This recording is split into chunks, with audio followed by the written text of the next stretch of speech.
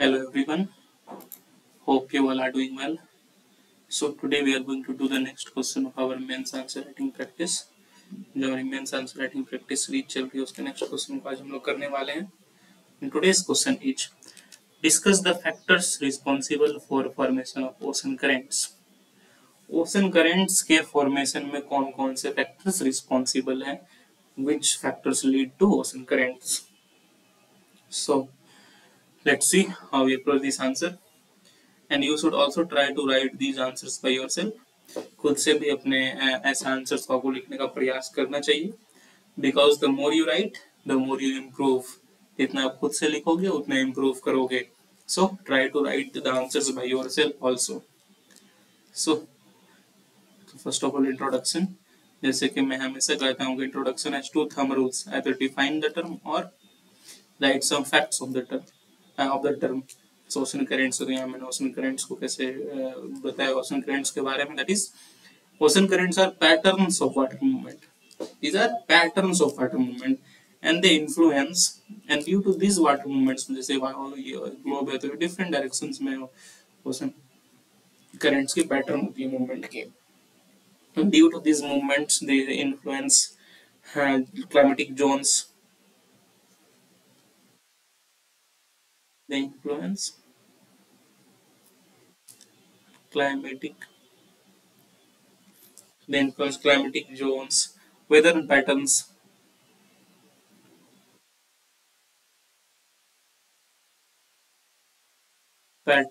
all around the world.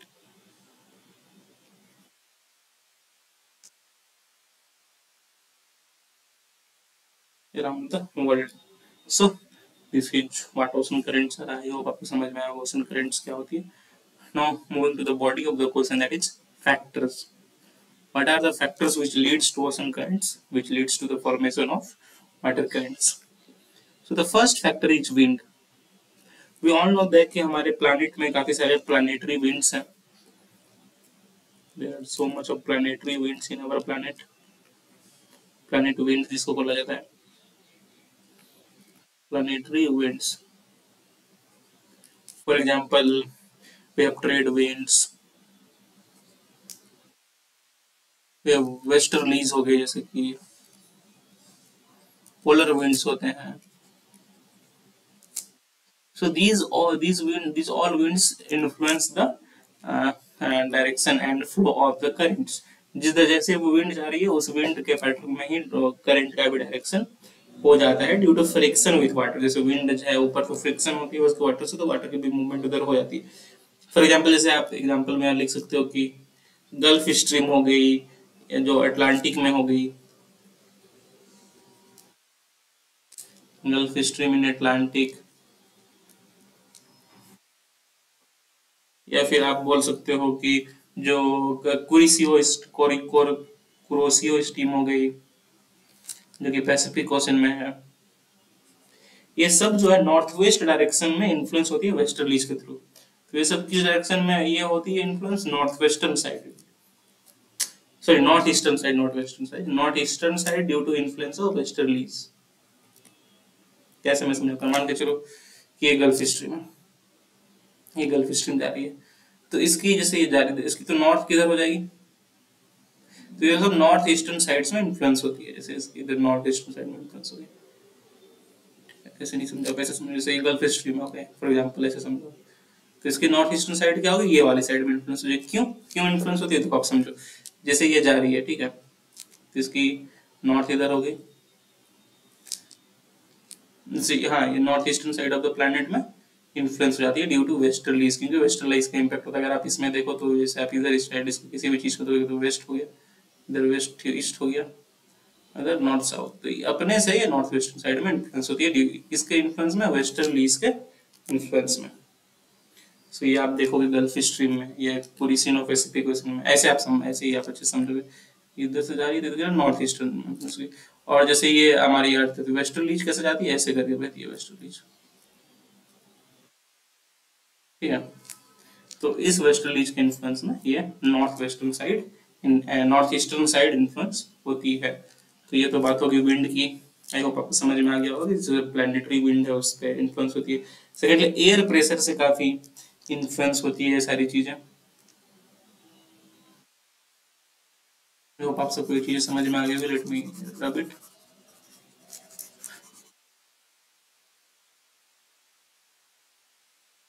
Air pressure से भी काफी ज्यादा मौसम की करंट्स इन्फ्लुएंस होती है। जो एयर प्रेशर की वजह से डेंसिटी ये होता है, तो क्या होता है कि जहां पे हाई एयर प्रेशर है,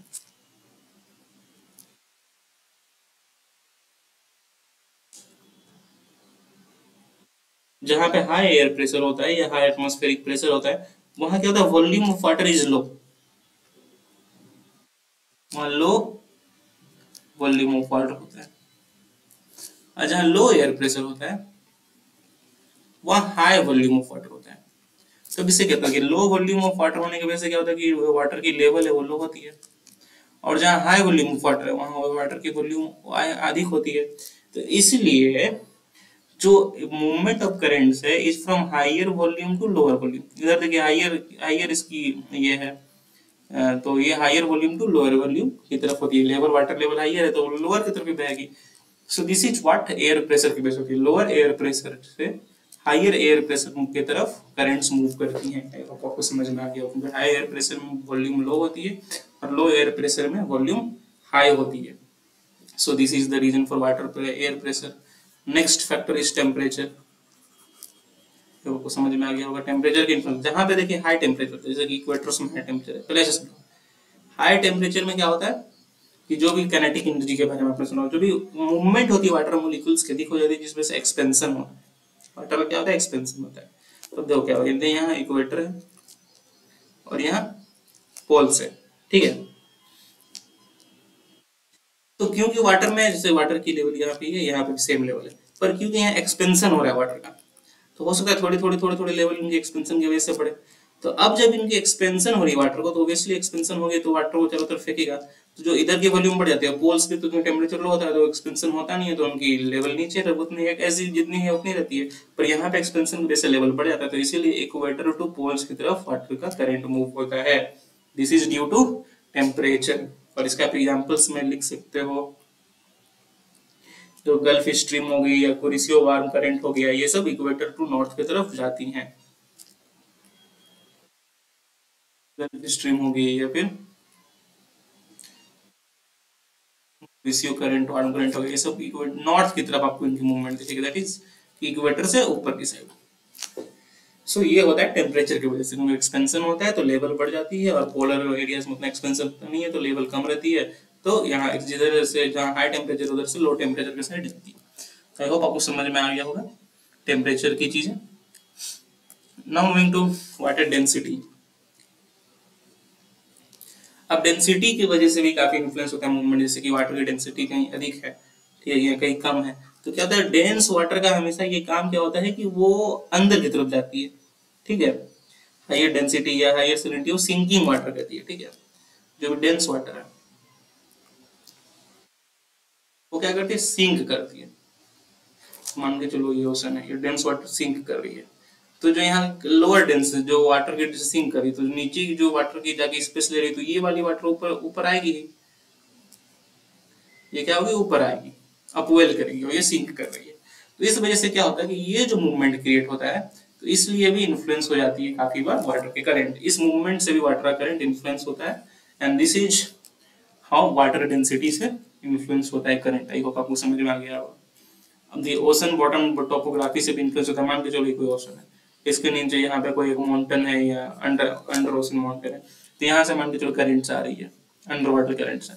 अब ये तो जाके इस माउंटेन्स में टकराएगी, टकरा के वो अपना डायरेक्शन चेंज करेगी, या हल्की से उनके डायरेक्शन में आपको शिफ्ट देखने को मिलेगा।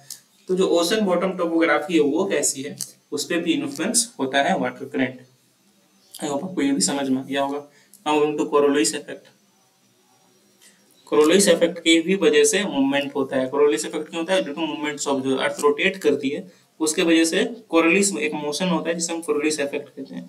तब इसमें क्या होता है कि जो नॉर्थन हेमिस्फीयर है वहां पे क्लॉकवाइज मूवमेंट होता है करंट का, नॉर्थन हेमिस्फीयर में क्लॉकवाइज मूवमेंट होता है, और साउदर्न हेमिस्फीयर में क्या होता है, एंटी क्लॉकवाइज मूवमेंट। तो हम काउंटर क्लॉकवाइज भी कर रहे हैं।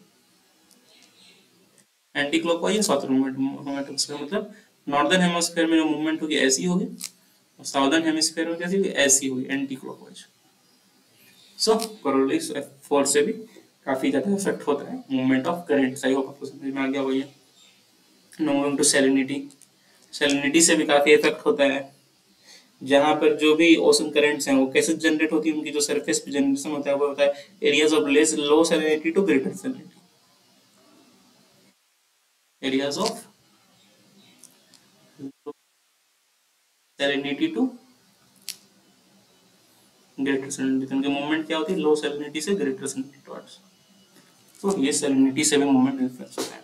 तो आई होप आपको समझ में आ गया होगा सारे मूवमेंट विंड से कैसे इन्फ्लुएंस होता है, ट्रेड विंड वगैरह सबसे, वो से वेस्टर्लीज हो गई और पोलर विंड्स हो गई, उससे डायरेक्शन चेंज होते हैं। एयर प्रेशर से चेंज होता है, जैसे मैंने बताया, क्योंकि लो एयर प्रेशर से हाई एयर प्रेशर पे जाती है वाटर।